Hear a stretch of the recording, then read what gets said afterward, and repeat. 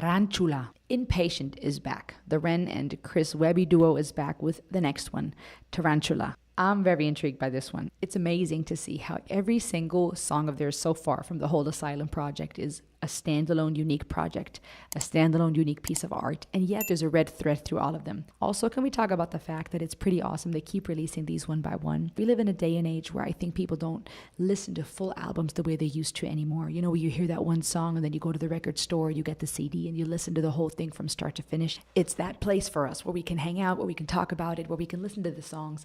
And the fact that Ren and Chris Webby are releasing these pieces bit by bit kind of feels like that next episode of your favorite show, track of that album that you've been wanting to listen to. So I'm pretty excited to check this one out with you guys.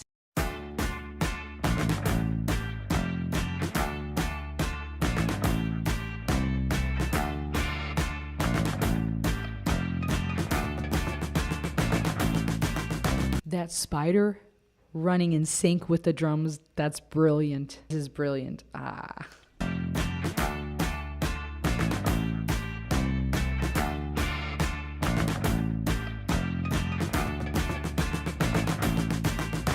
Tarantula, gang, right from the stereo. Gargantuan, goddamn fit for a burial. A cannula from my wrist, sick material. A chronically ill sound for your area. I just let go, there's a crack in my design. Like an echo, these thoughts replay in my mind. The spider running over his hand. Does that freak anybody else out? Echo, these thoughts replay in my mind. There's no safety, there's no rest, there's no sleep for the dead. And I hate these side effects that get left by the man.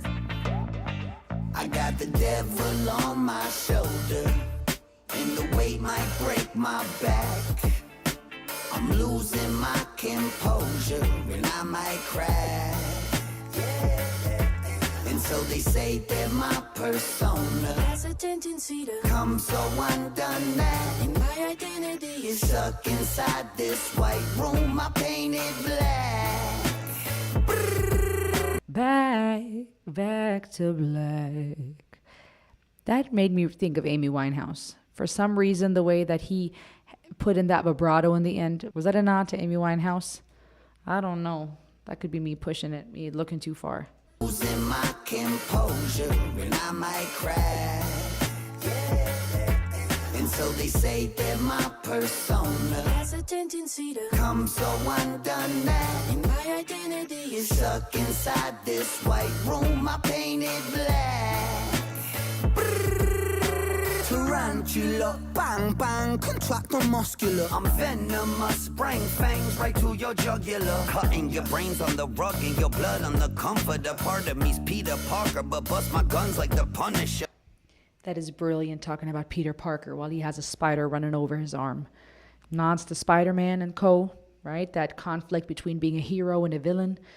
The white room painting it black, that ink dripping over him, flipped upside down. The glitching, brrr, right, gun sounds. That nod, reggae feels here. Beautiful bass lines. Yeah, every single song so far has been different and unique. I'm a rabbit arachnid, I'm trapping them in the web. Then I wrap them up like a package for afterwards in the shed. I'm carnivorous in the blood of these rappers, is how I'm fed. To live a death like Dexter, dark as the passenger in my head. And they know I'm a killer on the low, patient 00, fuck a cheat code. This is rap. Guys, do you hear this word, Smithery? This is rap, guys. The literary art, the rhyme schemes, the wordplay, the vocabulary. Must bring fangs right to your jugular. Cutting your brains on the rug and your blood on the comforter. Part of me's Peter Parker, but bust my guns like the Punisher. I'm a rabbit arachnid, I'm trapping them in the web. Then I wrap them up like a package for afterwards in the shed. I'm carnivorous in the blood of these rappers, is how I'm fed. To live a death like Dexter, dark as the passenger in my head. Dexter, the serial killer, the show Dexter, almost a vigilante, you could call him, right?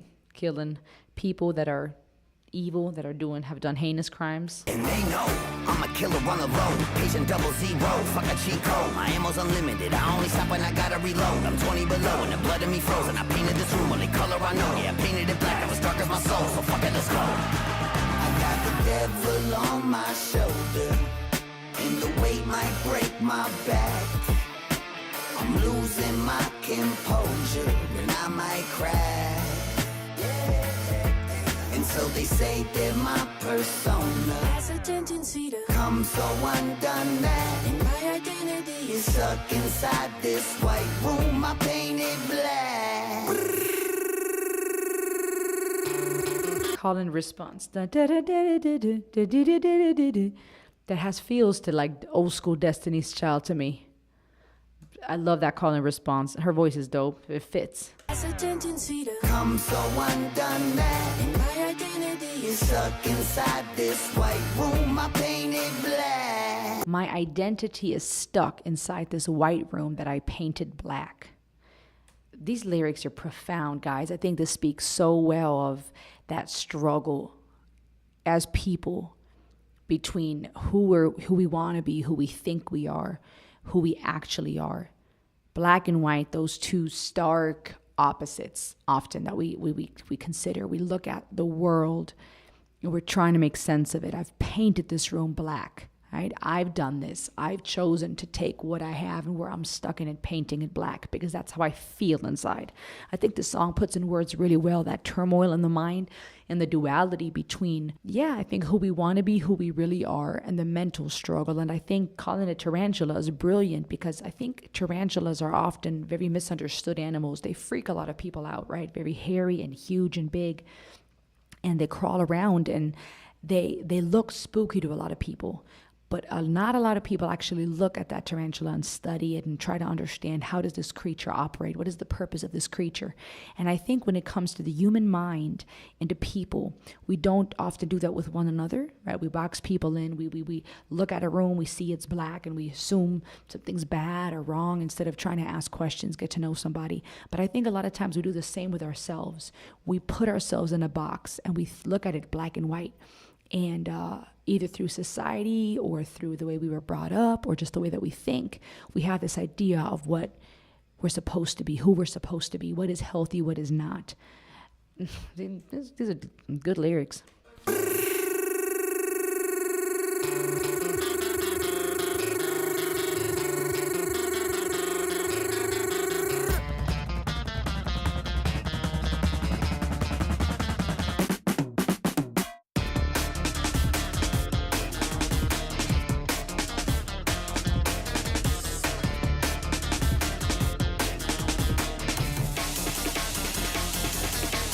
Whoa, back to back, you can't catch. Oh, heck yes. We went from reggae and chill and groove to freaking drum and bass. I love it. All these people wearing neon colors and the punk rock and the youth. And that is awesome coming from, a couple of records ago, having heard the neurodivergent song. You know what I mean? All the people at the fringe of society that would often be looked at as weird or other than or mentally neurodivergent are coming together here. They're all painting that same room. I think there's something beautiful about having this kind of music that brings people together because of an experience many of us share. When you get to know people, you start asking questions. It's continually fascinating to see how a lot of people feel like the odd man out. A lot of people are trying to figure out who they are and how they fit in.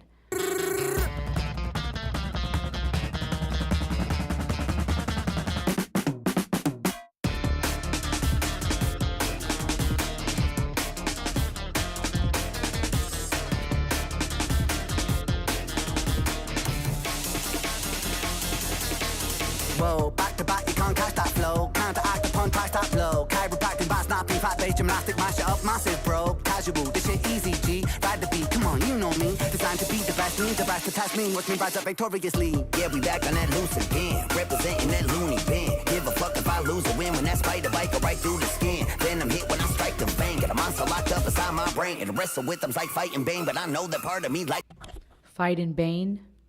The spider bite. Rise to test me, watch me rise up victoriously. Yeah, we back on that loose again. Representing that loony bin. Give a fuck if I lose or win. When that spider bite go right through the skin. venom hit when I strike the vein. Got a monster locked up inside my brain, and wrestle with them's like fighting Bane. But I know that part of me likes the pain. Like a masochist, spider biting, antagonist, biting, sighting, paralysis, vital signs of a pathogen. Striking deep in the artery, Peter Parker, but dark as the black and bruise on the mark. I leave random web is the thread you see. Got time to kill, murder on my mind. I'll give your spine a chill. Show up in Silent Hill, bumping twisted metal behind the wheel. We pose a threat, pulling you under. Hope you can hold your.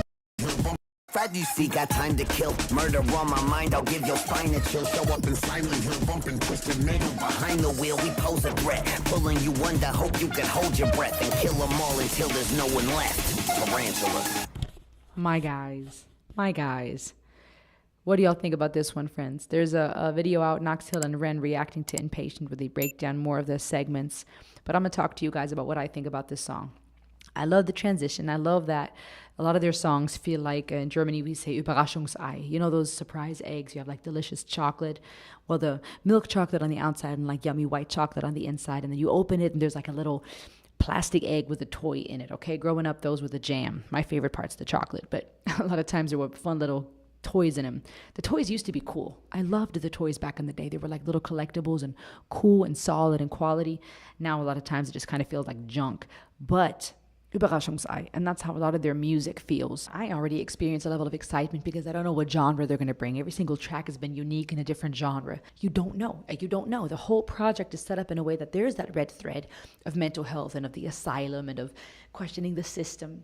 And then you get to phase 2, where as you're listening, they just switch it all up and they take it from, like they did here, that funky reggae influence and amazing bass lines and the beautiful cadence flow, where it's Smithery for days, now pushing it with the drum and bass, which I freaking love. Tarantulas are very interesting arachnids because they're found on every continent except Europe and Antarctica. They're actually very gentle giants. They have this reputation of being gross. Like I said earlier, we're afraid of them. They're huge and hairy, but they're actually these gentle giants that barely bite human beings.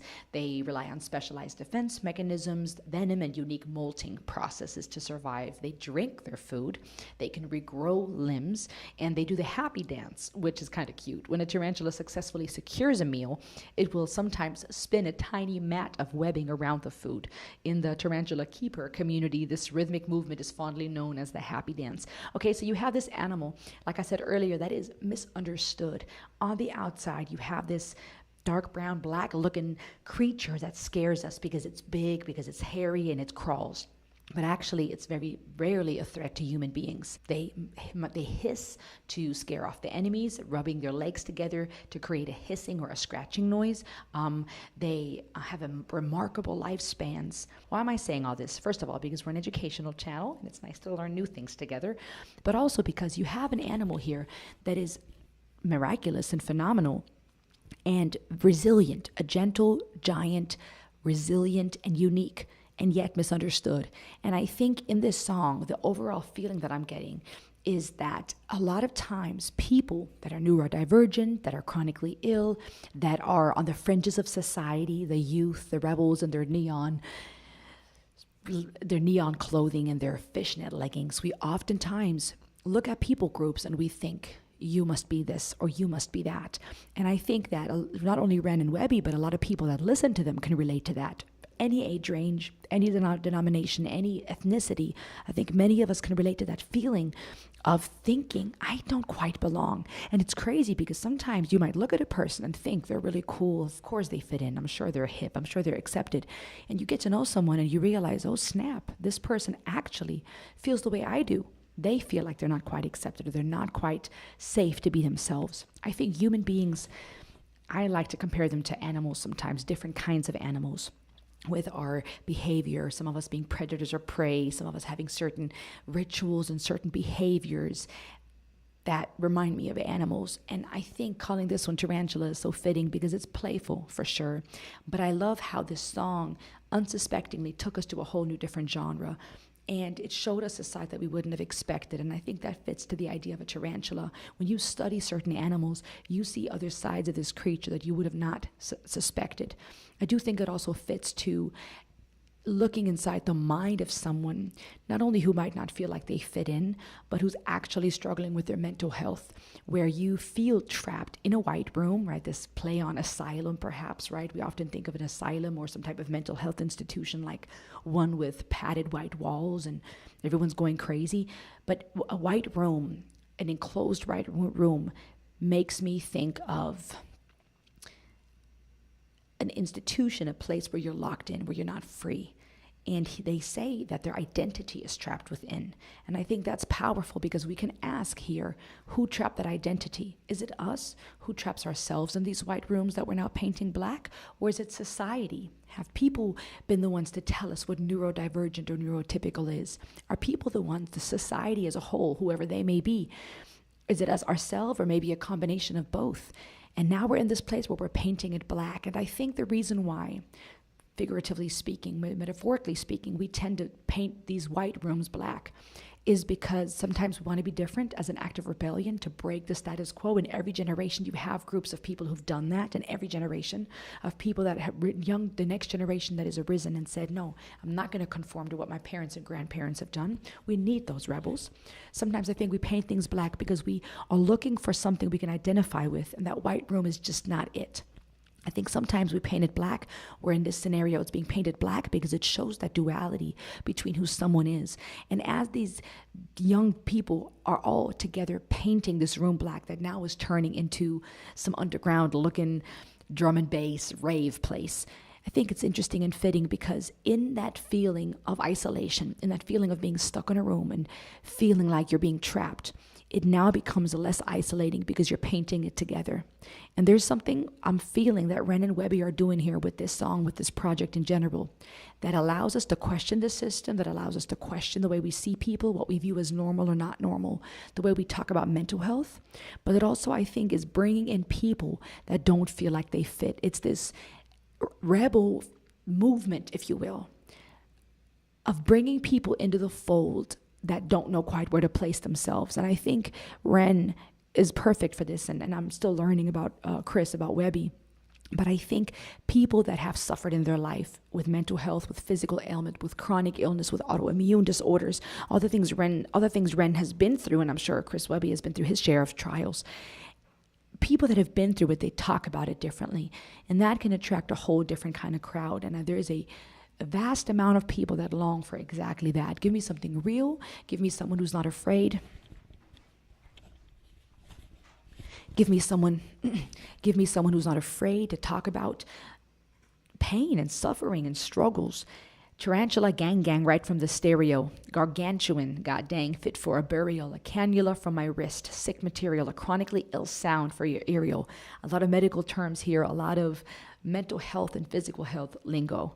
Crack in my design.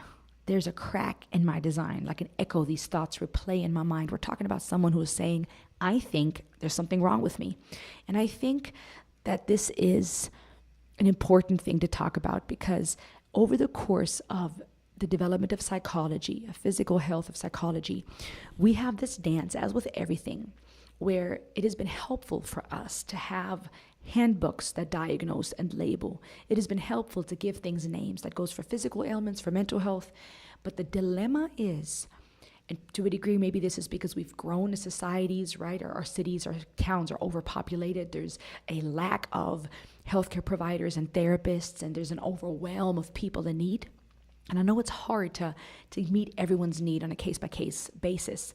Then you add corruption and the money games, if you catch my drift, of people just being treated like some type of conveyor belt. Like the more people you can see at a doctor's office in a day, the more people you can just push through the doors. Here's some medication. Here's your diagnosis. Farewell. Now money is made more quickly, and you can just keep pushing people through that conveyor belt. And I think all these factors and more add to us having a society where we don't slow down long enough to see a person for who they are. A lot of times, like I said, pharmaceutically speaking, for the sake of money. He was talking about side effects earlier. I was just telling my husband the other day, he was prepping something in the kitchen. We're waiting for the commercials to pass so we can keep watching our movie. And this medical ad comes on, and these people are laughing and smiling, and everything's looking wonderful as they're rattling off the most terrible side effects. I mean, the kind of side effects that have me not wanting to try that medication to begin with ever. And I think that's kind of that world we live in, right? Is that both in the literal sense, but also in a mental health sense, if we don't slow down long enough to see people for who they are, we fall into the other side of the extreme. Not that diagnosis can't be helpful and labels can have their place, but where we're too quick to diagnose and label, we slap a label on it, we slap medication on it, and nobody's talking about the side effects of that same medication that was supposed to help us. Physically speaking in regards to mental health. And I know that it's hard to see everyone case by case, right? Doctors are overwhelmed, systems are overwhelmed, there's so much need. And yet something gets lost when we are too quick just to stuff everybody in a room and say, well, this is your issue and your diagnosis, there you go, and this is your dilemma, there you go. In the ideal world, through conversation, through relationship, every single person should be listened to and helped in their way. And I think this song can be taken so many ways. It can be a conversation about mental health, about a people, individuals and a people in society speaking, that are saying something might not be right with me. I feel stuck. I feel trapped. I'm painting this white room black. There's this duality, this mental struggle between light and dark, between am I healthy? Am I not? Am I neurotypical, neurodivergent? Am I crazy? Am I normal? You have a conversation, I think, here where the song opens up the door to talk about what does truly helping people look like in regard to their physical needs and their mental needs. How can we have a society where as many people are helped as much as possible without now turning it into an exploitative, corrupt conveyor belt where now people are suffering from the side effects of the medicine that was supposed to help them? I think this song can be a conversation about what does mental health actually look like? Are we going crazy when we're having off days? You know, that's where also this whole conversation about being too quick to slap a diagnosis on comes in. Because sometimes we're too quick to call something what it is when there may be a whole host of factors that went into how you feel, what's going on in your mind. And then I think this is also a conversation about deciding who we want to be. Like the tarantula that's often misunderstood, this big gentle giant. We have people on the outskirts of society who are often misunderstood and feel alone with their autoimmune disorders and their chronic illness, with their mental health struggles. And there's something powerful about coming together and knowing you're not alone. And this whole thing shifted and it became a whole party. And of course, in and of itself, deep analytics aside for a second, it was a banger. It's just a fun track to have a good time to. At the end of the day, this is still just people wanting to have a good time. But when we look deeper, I see a whole conversation between the heroes and the villains of the story. And not only when we look at society as a whole, having those who we deem the Spider-Mans of the world, the Peters of the world, or the Banes of the world, but also having a conversation about within ourselves, that internal and eternal battle of who am I going to be? There's this thing coursing in my veins. Who am I going to be? Because if you think about it, Spider-Man, even though he is looked at as the hero, is ultimately, for lack of a better word, possessed by a spider, if you will. He's poisoned. It was a poison, a spider bite that leads him to be a hero. And I think there's so much poetry and, places we could go to philosophically when we talk about the fact that a lot of times what looks like it was meant for harm can be something good, and vice versa. The very same anti-hero or villain that we looked at may actually be what a society actually needs. We need both, and there's a duality here, a conversation about duality that I'm seeing. And I think it fits to kind of who Ren and Webby seem to be and the things that they talk about. There's so much more we could talk about here, but I love it in and of itself, just an amazing banger and a catchy hook. But on a deeper level, I think a song that opens the conversation, opens the door for conversations about so many things. Freaking love it. What do you guys think about this one? Have you heard it? Make sure to go subscribe to Ren and Chris Webby for the Burbs on YouTube. Of course, subscribe here too. And I will see you on the next ride. Ayo!